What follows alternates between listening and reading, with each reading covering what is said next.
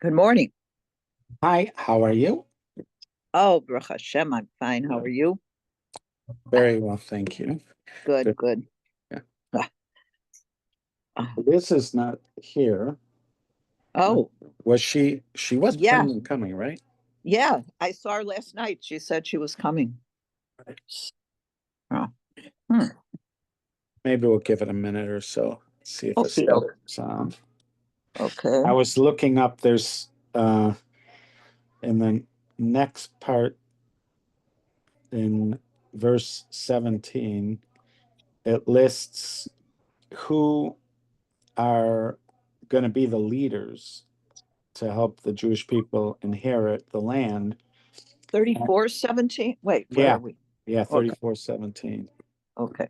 So it lists Elazar before Yehoshua for some reason.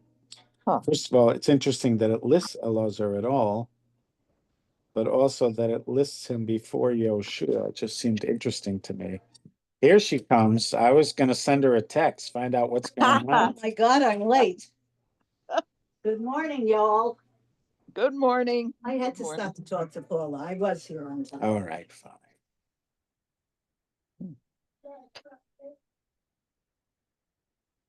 So the Here, collating. so I asked Perplexity. So, so the question is in a verse coming up, it lists the leaders of the Jewish people as they're going to go in to conquer the land, and it lists Elazar and Yoshua.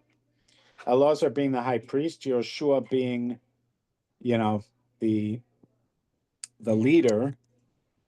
Um, and but it lists Elazar before Yoshua. So it says some commentators, such as the Oznaim LaTorah, explained that although Yehoshua had the higher national position, Elazar had precedence as the spiritual intermediary. The Right. king, the king was to consult the high priest for guidance, which aligns with the protocol described by the Torah. Rashi and others say that the listing reflects the specific duties at hand, not a general hierarchy and honor.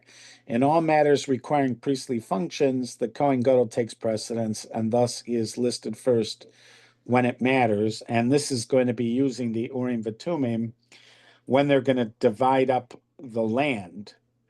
That's going to use the Urim Vitumim. So I guess that would be the reason. He says, uh, and then it also says the Torah's choice to list Elazar first is reflected elsewhere with both names appear together. Often Elazar precedes Yehoshua, Joshua 14:1, 19:51, and 21:1. Classical sources note this pattern signals that during the land division, an act with deep religious significance, the priestly function was primary, and the civil military leader operated in association with the high priest. Hmm. Okay. So is Interesting. when they talk about David also, I mean, do the priests have, no, the prophets are Yeah, important he for had both. him. Right. He Yeah, did have when he's on the run, the priests are important. They play roles when he's on the run. mm, He has a priest with them, and he has the Urim Vitumim with them. He has somebody who can read the Urim Vitumim, where Shaul did not during that time. So there it mentions a Kohen, but you're right. Later on, it doesn't. Um, yeah, the people he takes counsel with are prophets, right. not priests. Um, right. And the Jewish people had a prophet. He had Moshe with them the whole time, but now their leader is It's like divided. It's right. like it's like Moshe, although it does mention even in last I was noticing this in Pinchas when it lists the leaders it was noteworthy. Where was I? I was in New York. If it was Tuesday, we're in Belgium, whatever that movie was. Yeah, I remember. Suzanne Plachette, I think. Oh, where was it? It mentions the leaders of the people. I think it had to do maybe with the counting. And when it mentioned that,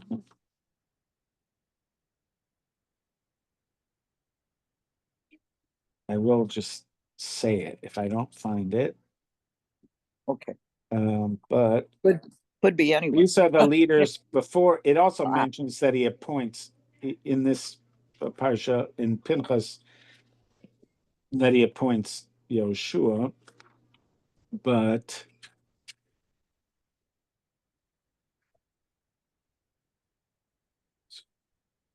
For the new census, which is also being.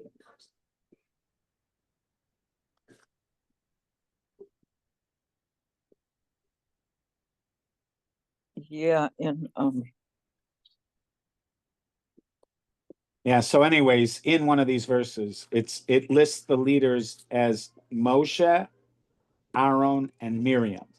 mm, Moshe, Aaron, and Miriam.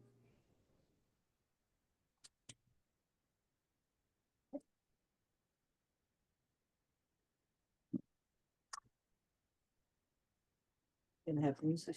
It would be advantageous to actually remember where things are. Let me explain something to you. The older you get, the worse that's gonna get. It's been pretty bad. Ramosha Shapiro said that whenever he would learn with Rabbi Dessler always opened to the page where they were. It was almost like a miraculous thing that whenever they'd learn together, Rav Dessler would just open the Sefer, and that's where they actually were. But he said that that was important because otherwise he'd never be able to find it.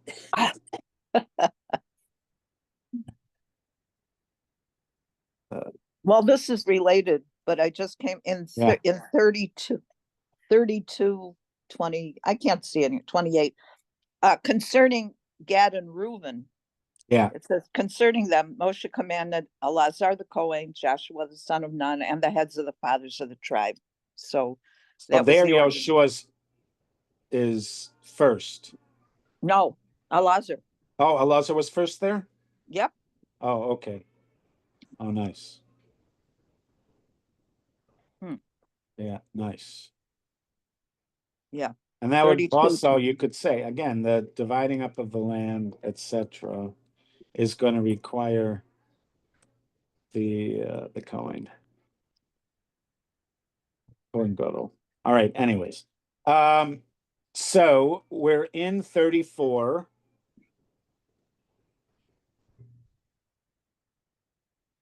How about if we start at verse 16? Okay. 16. Somebody? All right. Yeah. I'm not there yet. Okay. I guess I can start. Okay. I can get, I have this light. Come on, get lighter. I have a light that has three, what do you call it? Dim, Yeah. middle. Yeah. Okay. Yeah. All right. 16. Yeah. Hashem spoke to Moses saying, these are the names of the men who are to take possession of the land. Elazar the Kohen and Joshua son of Nun, and one leader from each tribe shall you take to possess the land. These are the names of the men for the tribe of Judah: Caleb son of Yefunah, and for the tribe of the children of Shimon, Shmuel son of Amihud, for the tribe of Benjamin, Eladad, son of Hislon, and for the tribe, the children of Dan, as leader, Buki, son of Jogli, for the children of Joseph, for the tribe of the children of Manasseh, as leader, Haniel, son of Ephod, and for the tribe of the children of Ephraim, as leader, Kemuel, son of Shiftan. And for the tribe of the children of Zebulun as leader, Eliphazan, son of Pamach. And for the tribe of the children of Issachar as leader, Paltiel, son of Azah. And for the tribe of the children of Asher as leader, Ahihud, son of Shalomi. And for the tribe of the children of Naphtali as leader, Hadahel, son of Amihud. I think he was mentioned before. There's somebody. And these are, Well, Amihud was mentioned. We had Achihud and Amihud. oh, all right, and Amihud. These are the ones whom Hashem commanded to apportion the children of Israel in the land of Canaan. Okay. Line 20 has, Oh, it did? yeah, Line 20? yeah. Well, Matebne Shimon Shmuel ben Amihud. You're right. Yeah. Yeah. There you go. And 28 for Naphtali, Pedael ben Amihud. Oh, nice catch, ladies. Nice catch. Yeah. Okay, we'll have to think about that. All right, so one of the things I like to do whenever there's names listed is to first of all see if any of the names sound like they should be in the Lord of the Rings. And then secondly, to look at hi Estelle. And secondly, to look. Hi, everyone. Hi, sorry about that. It didn't It's show okay. up that you Oh, were waiting, so I'm glad you texted. Oh, Okay. So also, I forgot what it's called, but when they insert the name of God into a name, there's a word for that. It's one of the ways that you can tell if somebody is from Israel or if they're from another nation, because and if they're from Israel, they're inserting certain names of God. Whereas if they were, let's say you have Jezebel, she has the name of Baal in her name. So she has the name of a Baal deity. So it's one of the ways that they try to distinguish if they're looking through archaeological artifacts. Apparently, it's one of the ways they check on if they see any names on anything. So I like to look at that in the name. So you have, first of all, Elazar and Yehoshua. So Elazar has Aleph Lamed, Kale. That's actually a generic name. That, because also the locals in Canaan use that word. Other people use that word, not just Jews, for God, but you see it in a lot of the Jewish names. And also in Yoshua, I'm suggesting that when Moshe added the Yud, he's turning this name into with the four-letter name, but it doesn't have the final Hey. And that this is going to be a convention. You have Yud Hey Vav in the name Yoshua, and we're going to have several names with Yud Hey Vav, like Yehuda in verse 19. Yud Hey Vav, and then Amihud, which appears twice in Kaf. That has Yud Hey Vav Dalid, which is very close to Yud Hey Vav, and with a Hey. And then you have Eli, which is my God, in 21. And you have Buki Ben Yagli, that's a Lord of the Rings name. And then you have Chani El and Kmuel, so they have the L in it. And then Eli Tzafan, and then Paltiel, and then Achihud, also with the Yud Hey Vav Dalid, and then Amihud again, Yud Hey Vav Dalid. And so almost every one of those people has God's name in their name, which is interesting. Also, the two Amihuds, I love that. I don't know. It must be two people with this name because they're in different tribes. It has to be two separate people. Can't be the same guy representing two tribes. This is the father. So it just has to be that there's two guys named Amihud, but that would be something you'd think some commentators Somebody would come. would talk about, and I'm sure they do at some point.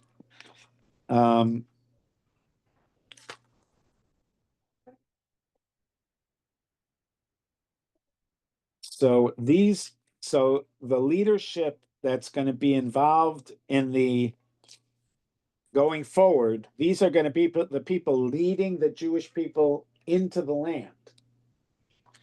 They're going to be Elazar, Yoshua, and then the heads of these tribes.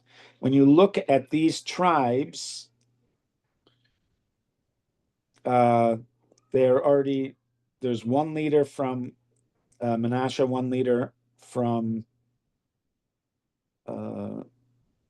Ephraim. So those are the two sons of Yosef. But there's somehow only one leader for Manasseh, even though they're going to be divided up. Manasseh is going to be divided up into two territories. Yeah, It's two places. interesting, right? But Right. it seems like, at least so far, they're only going to have one leadership. So even though they're in two separate territories and they're not, they don't, I don't, they don't juxtapose each other. I don't think. Maybe they do. Not sure about that. I don't think they do, but maybe they do. Maybe they're not that far from each other. Ephraim's in the north more. Ephraim's where Shechem is. Shechem, Nablus is in Ephraim. Yeah, so that's farther north. Okay, so that's interesting.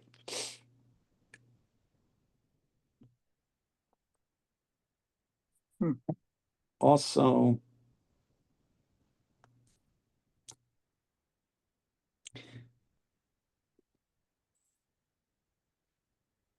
it's also, I don't know, it's just a little bit interesting that the tribes are called the sons of Shimon. Typically, the sons of Manasseh, the sons of Ephraim, the sons of Zebulun, the sons of Issachar, the sons of Naphtali, sons of Shimon, except for in 19, it doesn't call them the sons of Yehuda, it just calls it the tribe of Yehuda. And also when it comes to Binyamin, it just says the tribe of Binyamin. Every other one says the sons of, the sons of, the sons of, the sons of. And there's a deviation here in when it comes to Binyamin and Yehuda. Which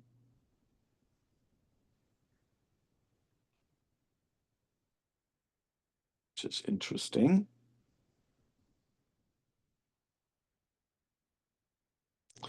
The Jewish people are right. And Jewish people are always called B'nai Yisrael, not Yisrael. Yep. Yeah, so that's also an interesting little detail.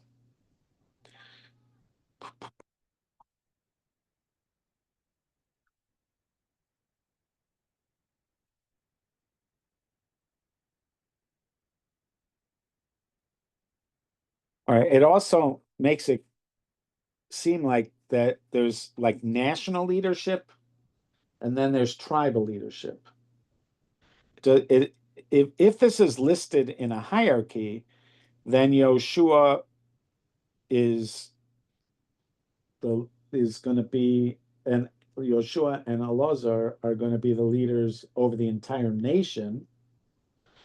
And then you have these, then you have the leaders of the tribes. It sounds like it doesn't sound like they have equal.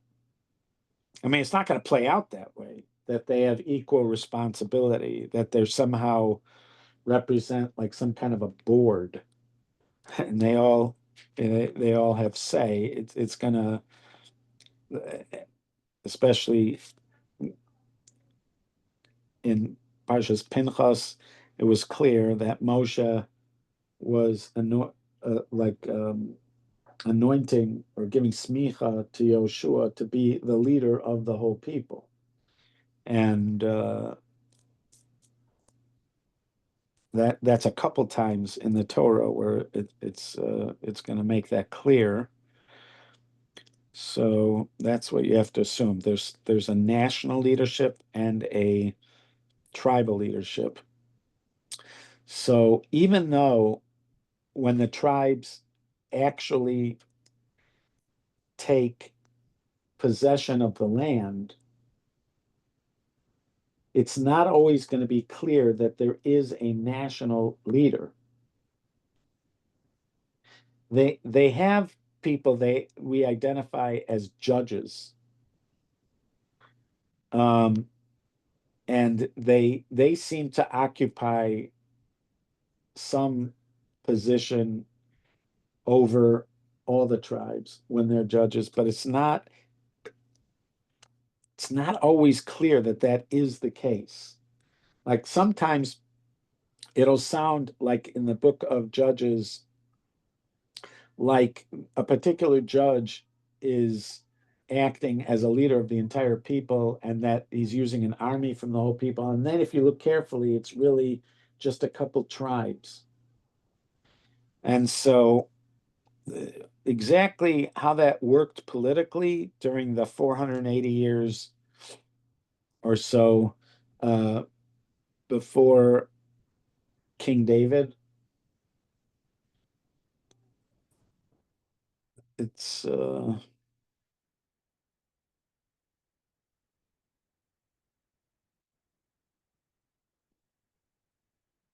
but definitely going in, that's what it seems to set up, that there's national leadership and then there's tribal leadership. So it would be like federal government and state government. Okay.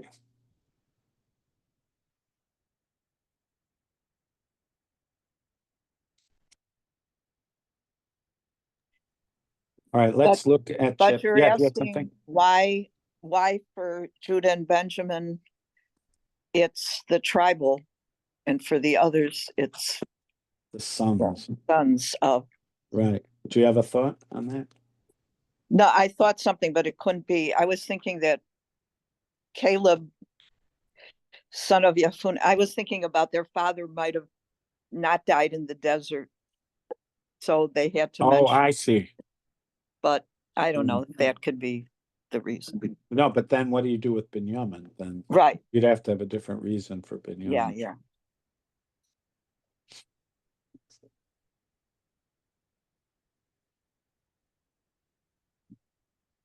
Oh, well. Okay. So let's read chapter 35. Liz? Okay. Hashem spoke to Moses in the plain of Moab by the Jordan at Jericho, saying, command the children of Israel that they shall give to the Levites from the heritage of their possession, cities for dwelling and open space for the cities all around them, shall you give to the Levites. The cities shall be theirs for dwelling, and their open space shall be for their animals, for their wealth, and for all their needs.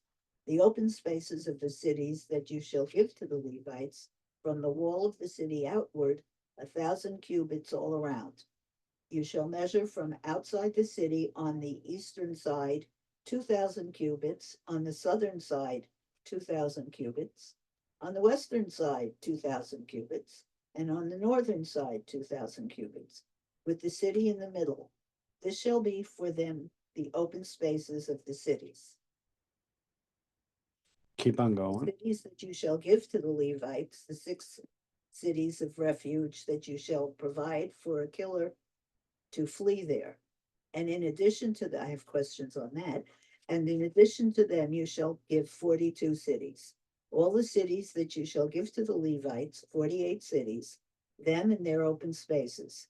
The cities that you shall give from the possession of the children of Israel, from the many you shall increase, and from the few you shall decrease, each according to his inheritance, that they shall inherit, shall he give of his cities to the Levites. So Hashem's- what does that last verse seem to be saying to you? Does it seem to be saying that that there could be additional cities for the Levites if they increase their territory? Could be.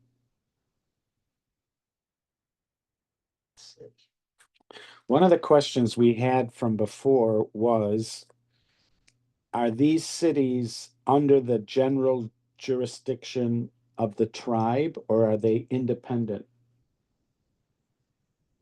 These Levite cities, are they a separate government than the rest? Are they like the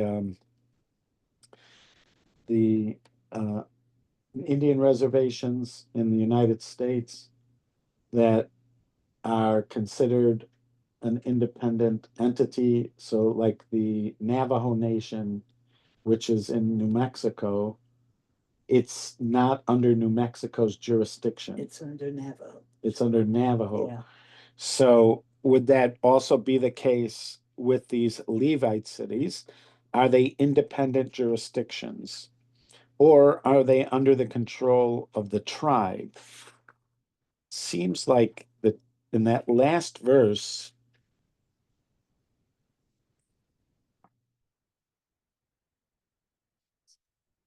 that last verse is just ambiguous. What does that mean? According to their inheritance, they shall give of the cities to the Levites. Well, it doesn't, it just says that the cities shall go to the Levites. It doesn't say that each tribe. So maybe, Oh, yeah, you're right. You're so right. the bigger, the ones that more people could have two cities instead of, for the Levites instead of one, or Right. Now, maybe. I'm assuming this is land size, Mm-hmm. not population, because, Right. right, because you're giving away land, Mm-hmm. right? Okay, yeah, that's it. But that makes sense. So the tribes that have more land are going to have more Levite cities. The tribes that have less land are going to have less Levite cities. There's an interesting thing here about the expectation for the Levites, because it doesn't sound like they're expected to be poor. Like when you think about the Levites living off of the tithes, you think about Right. people that have less material belongings, and then you add to it that they don't get like land as an inheritance individually. They don't get land as an inheritance. So that would lead you to think that they tend to be yeah, closer to the ascetic side of things, not that not that wealthy. But then that verse isn't here. Is it verse 3? Verse 3. That the cities will be for them to dwell, and they're going to have land for their animals and for their rachush. Rachush Wealth. is like wealth, Yeah. right? Yeah, that's how it's translated. Yeah, Well, it's just now you could say rachush just means possessions, but it has that sense that we're talking about more than just basic possessions. but it also says take care of the widow, orphan, and Levites. I know. within. There's an assumption that Levites are going to be poor. And the fact that they get a special tithe, that they're not going to be relying on the land for their living, it just lends you to assume that they're going to be in that kind of situation. We also saw that although they don't get territory, they can own houses, and that their houses can be owned to such an extent that if they sell it, it would come back to them during the Jubilee. Is that right? Maybe. I thought that was right. Now I'm Yeah. doubting myself. I'm doubting myself. think so. Was there, Part of the explanation for verse 3, yeah, it mentions 3 uses for the open spaces around the cities yeah, for animals. These used for riding and carrying burdens, for wealth, sheep and cattle for all their needs. right. Such other uses as beehives, dovecotes, and the like.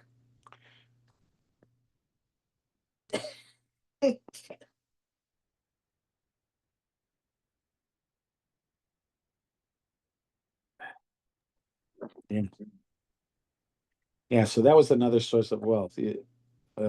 Like we see with Yaakov, having large flocks, Yeah. that's an indication of wealth. So they could have that. They could have indication. They could have large flocks. Yeah, it isn't a safe built into the ground to put cash into. Right.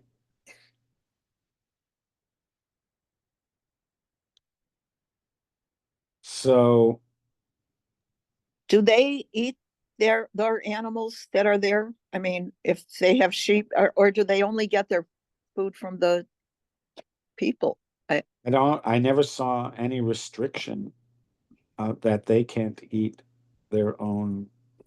Well, then the land is to grow food for their own animals. Maybe not Right. for them. Yeah. What do you mean? Well, if Yeah. you're Yeah. if you're keeping animals, you have Yeah. to have land there, maybe. Right. Right. Yeah. Yeah. No, I agree. But the thing is, they have animals. Right. And they could have a lot of animals, and they Right. could be wealthy. You could have Levites that are wealthy. You also apparently can have Levites that are poor, Oh. as you pointed out. So, It depends where they are, I guess. right. Yeah. Yeah. Also, the Rambam assumes that the Levites are going to be the scholars. That's another thing in my museum of things you would expect to find in the Torah, but do not. There are no scholars. Now, again, you could say that scholars, as we imagine them, is a modern phenomenon, but we take it so for granted that there are scholars at the heart of our culture, and and and yet there are no scholars depicted. Obviously, Moshe knows everything, and it does say Moshe taught people. You see Moshe as a teacher, but the notion of a scholar, like somebody who's studying, who's solving riddles or puzzles, or putting together data, um, studying, that you don't really have. But anyways, the Rambam says that that's what the Levim were going to become, because they had that opportunity, because they don't have to work the land. They are being supported. And so it'd be like a scholarship, somebody getting a scholarship. But you don't see that reflected in this.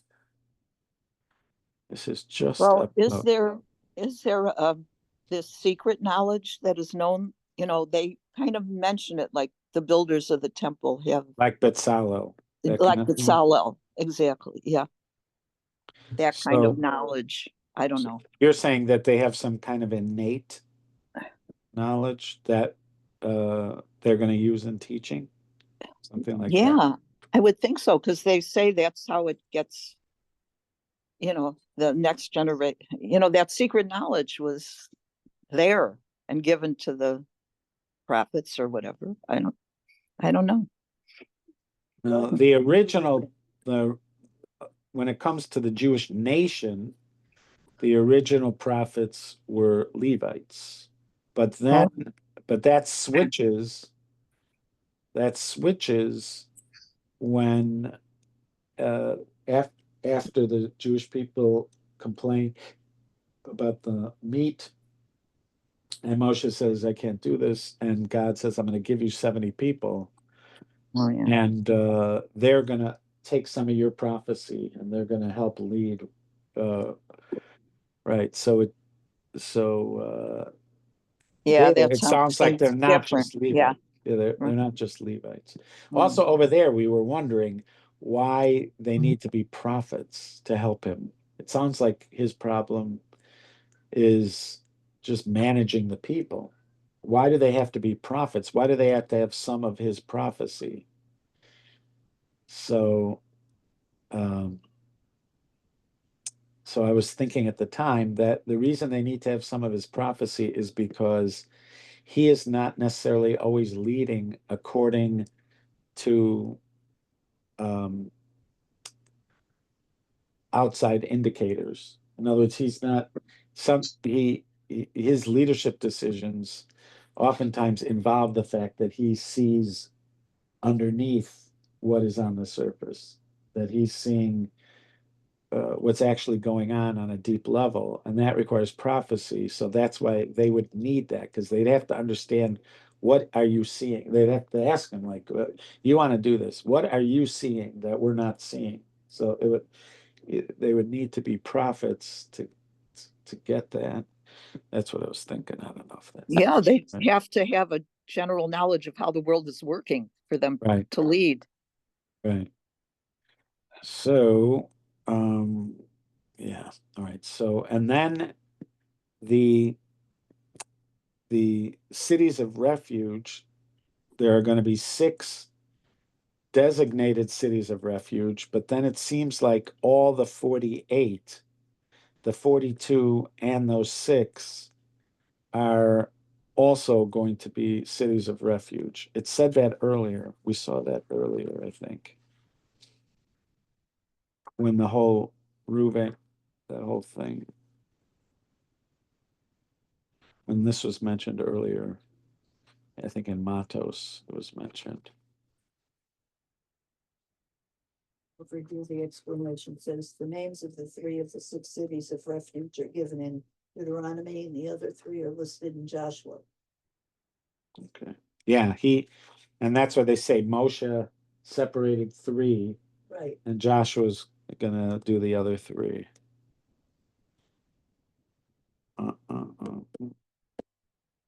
Is there anything else? And then also, it's just interesting that it's so formal that each one of these cities is set up exactly like the other cities. They're squares, Yeah.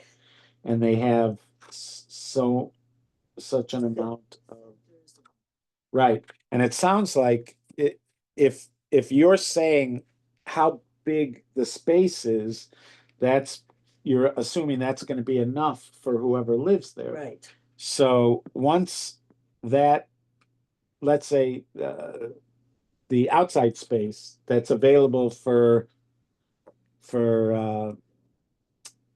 animal husbandry Yeah. and bees and dovecotes, that outside area, when it's sort of used up by the people in the town, though the other Levites would be encouraged to go to a different town, and each town's going to be the same size. Right. Because otherwise, why is it uniform what the space on the outside is, unless that's going to be enough for the people in the town?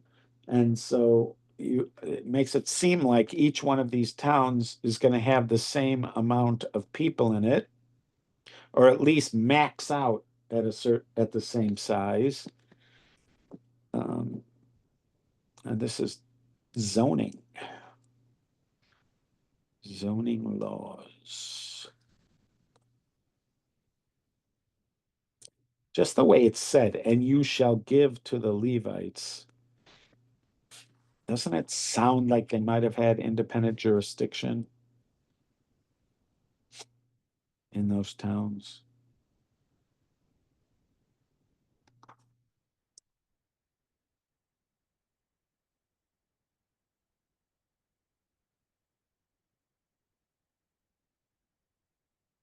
Wonder if there are examples. Can you remember examples of towns that were known as Levite towns from Tanakh, anywhere in Tanakh?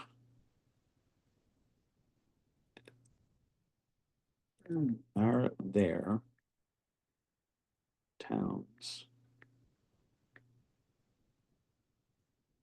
Are there Levite towns?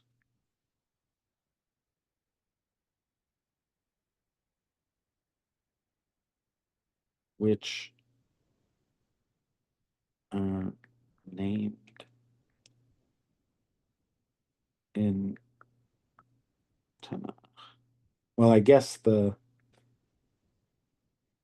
6 towns that are the Ir Miklat, those are, but Yeah.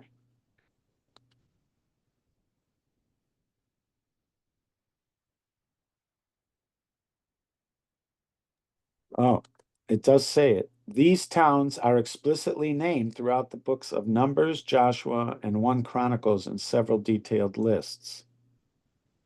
Some of the most notable Levite towns named in the Tanakh include Hebron, Kiryat Arba, Shechem, which is Nablus, Coming back to me now. Golan in the Bashan, Ramot Gilad in the tribe of Gad, Kedesh in the Galilee, which is Naphtali, Bezer in Ruvain, Beit Shemesh, Devir, Holon, Livna, Yatir, and Yotta in for Yehuda, Anatot, Almon, Geba, Giba, and Benjamin. Now, Anatot was called, because that's in the beginning of the book of Jeremiah, which we're doing on Wednesdays at 12:30 at Mizrahi Grill. We just started Hear Me Out. You can get on board. So that's Anatot was called the city of Kohanim. And also I heard, I don't remember where, Hebron at one point was called the city of Kohanim. But I guess what that means is they are Levite cities, technically Levite cities. Ayalon, which is in Dan. So the moon stood still. Joshua, when he had the moon stand still, that was Ayalon. The Ayalon, it's in, whenever you hear the traffic reports in Israel, they talk about the Ayalon because it's one of the Yes. junctions or one of the highways. So that is in the tribe of Dan. Which is terrific when I'm driving and have no idea where I'm going. Yes. Gat Rimon, Gezer, and Kibtzaim is in Ephraim. I knew somebody who lived on Kibbutz Gezer. Yazer, Machanaim, Cheshbon, and Gad. Avdon, Chelkat, Rachov. Dimna, Yoknaam, Karta, Nahalal, and Zvulun. And Naphtali, also Hamot, Dor, and Kartan. So then see Hebron, they called it Levites, but they say Aaronites here. It's really Kohanim. But anyways, Shem was from Kahas, Golan was from Gershon, Ramot Gilad was Merari, Kadesh is Gershonites, Meraris. So we have a lot of good specific information here. Okay, that's cool. Are there any tribes with no Levite cities? I wonder. I don't know. I'm going to look at that You list. can look and see. Yeah. I'm going to look in a second briefly. All right, so we have Yehuda, Ephraim, Menashe, Gad, Naphtali. So we have Ruvain. Yeah, there's nobody here listed for Shimon. But wait, but that's not, I don't know. It could be that Shimon was mentioned in that up list. Mm. Yeah, but so far, again, they don't have all 48 in this list, but so far, I guess that could be a general question. Are there any Levite cities that are not? Are there any tribes without Levite cities? Would Perplexity know that? Or whatever. Let's be locations of cities. I knows everything. 1 second. Here they have all 48. So now I'm gonna look here. Ephraim. I'm now looking for Shimon. Just looking for Shimon. Nope. Got no. Got one Shimon. All right. But it says see Yehuda above. See, because the problem is Shimon is entirely contained within Yehuda. Right. Moshe pointed that out, Moshe Piro, that it's like they're not trusted. The tribe of Shimon, they're completely surrounded by Yehuda. Now, where was Yehuda? Yeah, so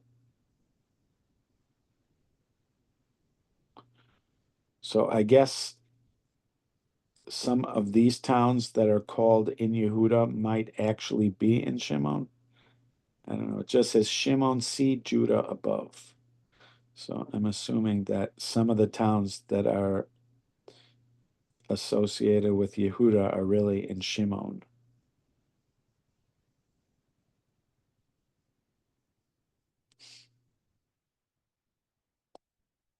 What do you think? Could non-Levim live in those towns? Let's say a Levi wanted to sell his house to a non-Levi, or just somebody likes. Well, I guess you had to say that. If they're cities of refuge, then non-Levites are going to be living in their town. So could the nature of the town change over time? What would guarantee that this town's identity would remain Levite? Leadership, whoever the family is whose town that came from would be permanent. Yeah, but like it's the same problem you have with Israel. Israel is a Jewish state until it's no longer a Jewish state. If you had a majority of Muslims, I'm saying, if you had a majority of Muslims, if you're a democratic country, if you have a majority of Muslims, it's no longer a Jewish state. Well, right. Right.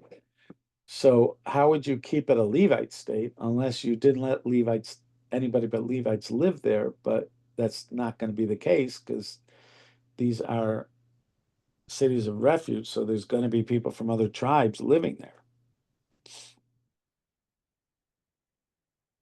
So that's another interesting thing. Right. I wonder why cities of refuge had to be Levite cities. Like, Yeah. Yeah. Hmm. I guess there is a hope for reform, Mhm.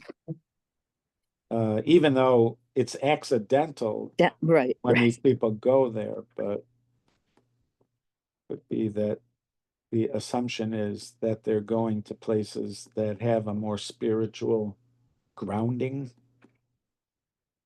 Also, they're cities as opposed to farm areas. They're identified cities where the other areas are not naturally going to have cities. They're gonna it's gonna be farmland that's doled out, right? Yes, some of it. So they're not gonna live in what we consider a typical city. Yeah. In our movies, the murderers or the ones that are thought to be murderers usually go to a farm somewhere out there. Yeah, because they're trying to hide. Yep. Right. Yeah. Take the money and run with Woody Allen. Oh, They ended up. Um, all right.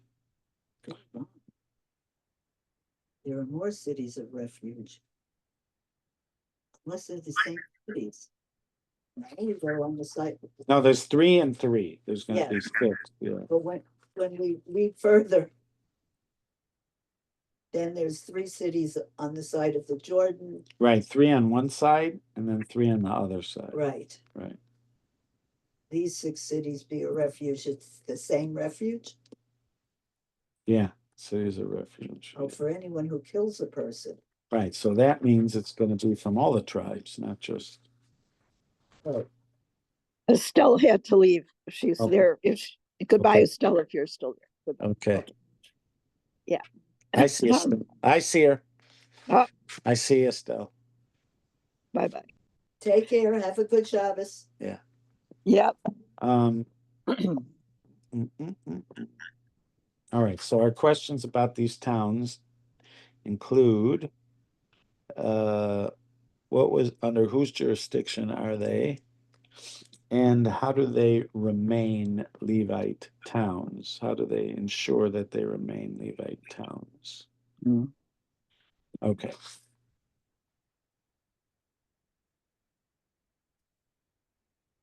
Okay. All right. Now we're on to verse 9, All right. 35:9. I was reading an explanation of it. Yeah. Hashem spoke to Moses, saying, "Speak to the children of Israel and say to them, when you cross the Jordan to the land of Canaan, you shall designate cities for yourselves. Cities of refuge shall they be for you, and a killer shall flee there." I don't know if I'd want to live with a killer. One who takes a life unintentionally. Wait a minute. So when they say killer, they don't Yeah. mean premeditated. It's Accidental. right. The cities shall be for you a refuge from the avenger, so that the killer will not die until he stands before the assembly for judgment. Now, who's the assembly? Right. Are the people who are the assembly, the family that gate? Never mind. Yeah, so at this point it doesn't say eventually in the Talmud and the Mishnah and the Gemara, it has to be a Beit Din with more than 23 members to judge this. So it could be part of the family whose land it was. Well, no, I mean it's going to be a local. It's going to be a Beit Din. It's I'm assuming it would be in the jurisdiction where it happened, but Oh, good I point. don't know if it has to be. Because Yeah. where he is now is not necessarily where it happened. Right. Well, what's going to end up being is he's going to go to trial and they're going to sentence him to this. So one way it could happen is he runs to the city of refuge and then he has a court date and he's taken back. But you could have another person who doesn't think he needs to run, and he'll be told by the court that he has to go to a city of refuge. Wow, okay. As to the cities that you shall designate, there shall be 6 cities of refuge for you. 3 cities shall you designate on the other side of the Jordan, and 3 cities shall you designate in the land of Canaan. They shall be cities of refuge. Now, this is a question that you hear people bring up. When would they have started calling this on the other side of the Jordan? If this is being written while they're, let's say, on the other side of the Jordan, why would they call that the other side of the Jordan? If they're on this side, why would they go to that side? Right.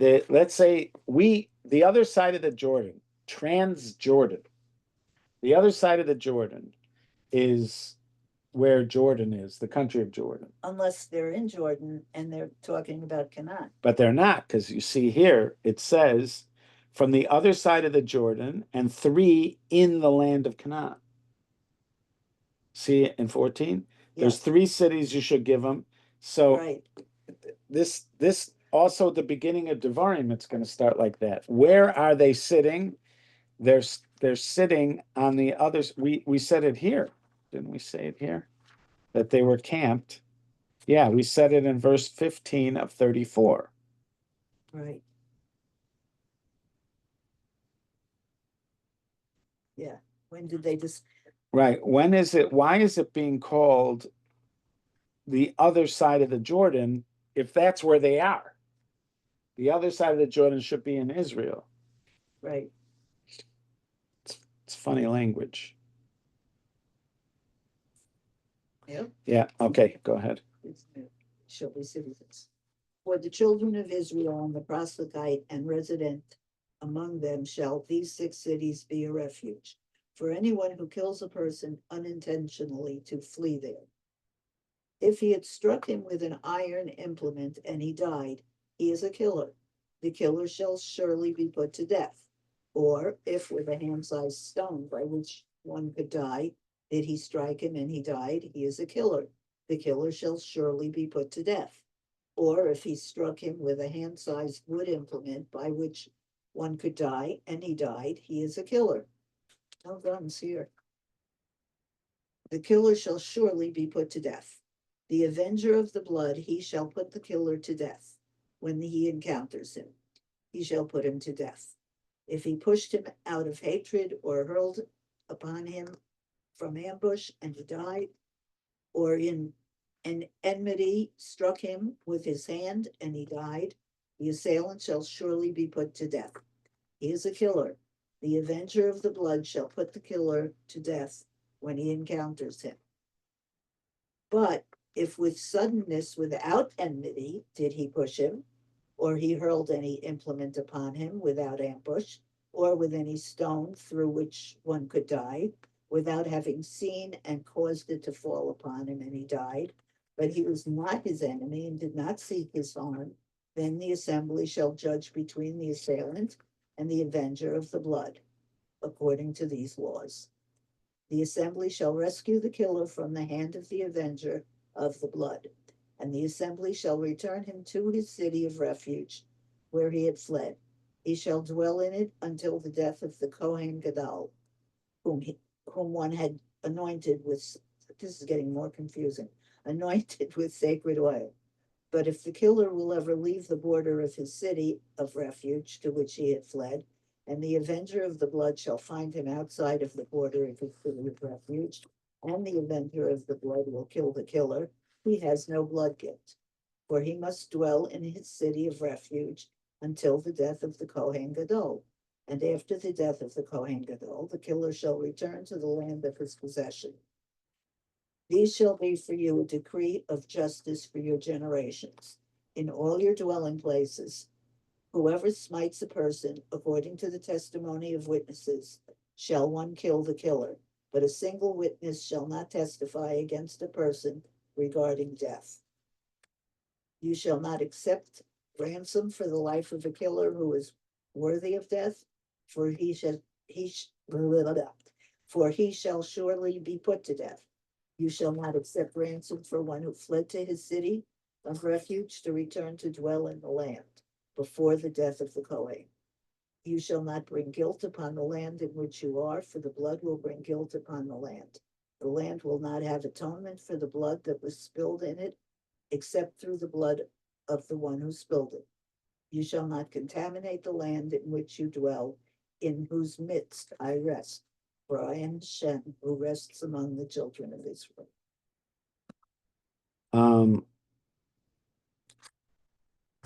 There's a lot here, but there was one thing that in verse 27, it's talking about the blood avenger. So it says, if he kills the killer, then he is not guilty. There is no blood. Well, that's if he's outside the city of refuge. Right, but the Hebrew word that it uses is ratzach. So you will hear many people say about the 10 Commandments that the word lo tirtzach means do not murder. It does not mean do not kill. That's what people will say. But here you have a usage where that's not true. Here, the usage is the Goel Adam is going to ratzah. He's not a murderer. They're not saying the Goel Adam is going to murder the murderer and he doesn't, ein lo dam, because he's allowed to do it. Yeah. So they're using it. So if somebody says that to you, you often hear people say it as a response to, it says do not kill. How are Jews allowed to kill anybody? How could you have capital punishment? How could you have war? It says do not kill. So they'll say it doesn't mean do not kill, it means do not murder. because it says lo tirtzach. That word means do not murder. But here, if you look here, they are using it just to mean kill, not to mean murder.